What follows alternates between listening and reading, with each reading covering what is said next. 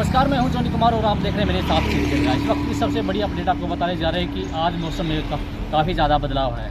कहीं कहीं पर हल्का हल्की बूंदेबांदी देखी गई है। आपको बताना चाहेंगे कि आज जो भिवानी में वैज्ञानिक हैं, मौसम विभाग वैज्ञानिक, उन्होंने जानकारी देते बताया कि कहीं कहीं पर बारिश तेज़ भी हो सकती है और कहीं कहीं बारिश ज़्यादा भी हो सकती है। आपको बताना चाहेंगे कि मौसम विभाग के जानकारी देवीलाल ने बताया कि जिस प्रकार से लगातार बारिश हो रही है या बारिश रुक रुक कर आ रही है, उससे गेहूं की फसल को तो काफ़ी अच्छा फायदा है, लेकिन वही बात करें तो जो सरसों की फसल है उसको नुकसान भी हो सकता है।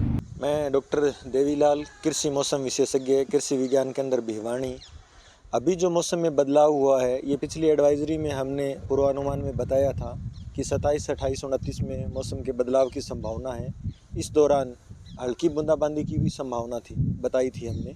उसी के अनुरूप कल से हल्की बूंदाबांदी हो रही है और हवाएं भी चल रही है। तो किसान भाइयों से ये हमने आग्रह भी किया था और अभी भी हम कह रहे हैं कि कल तक यानी एक दिन अवश्य इंतज़ार करें। जिन फसलों में सिंचाई की आवश्यकता है, ख़ास तौर से गेहूं की फसल में, जिसमें इस तरह के मौसम में अगर सिंचाई के बाद हवा चलती है तो उस कंडीशन में फसल के गिरने का डर रहता है। और फसल से गिरने के नुकसान से बचने के लिए किसान भाई 1-2 दिन का इंतज़ार अवश्य करें। अभी 2-3 दिन और क्लाउडी कंडीशन बने रहने की संभावना है। और जो अधिकतम और न्यूनतम तापमान की बात करें तो उसमें भी गिरावट आई है। 3 से 4 डिग्री सेल्सियस जो कम हुआ है, उससे दानों के पकाव में भी ये लाभदायक है, क्योंकि जब तापमान 30 डिग्री सेल्सियस को क्रॉस कर जाता है तो उस कंडीशन के अंदर गेहूं के पकाव पे असर पड़ता है, प्रतिकूल प्रभाव पड़ता है। अभी टेम्परेचर 30 से नीचे आ गया है, तो ये फसल के पकाव के लिए भी फ़ायदेमंद है।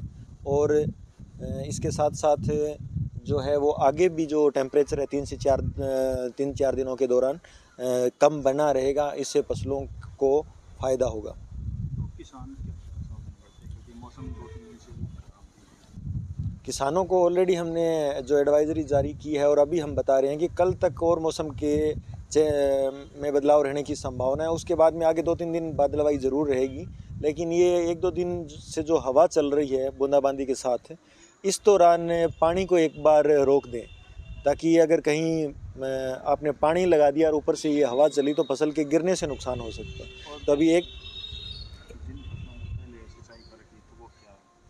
जिन फसलों में सिंचाई कर रखी है उसमें तो अपने कुछ नहीं कर सकते, लेकिन जिनमें अभी सिंचाई की आवश्यकता है उसमें अगर सिंचाई रोक देंगे तो फसल से गिरने वाला नुकसान जो है उससे हम बच सकते हैं।